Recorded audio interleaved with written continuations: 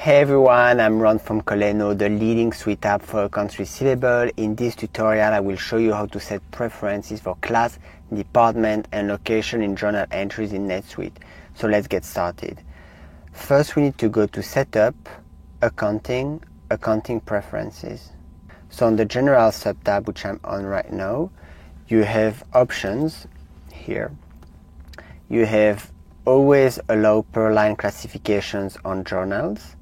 So it enables entering classes, departments, and locations on individual journal entry line items. You have allow non-balancing classifications on journals. It enables the creation of journal entries with line items that do not have classes, departments, and location, even if required on other forms. Please do not forget to like this video if you find it helpful.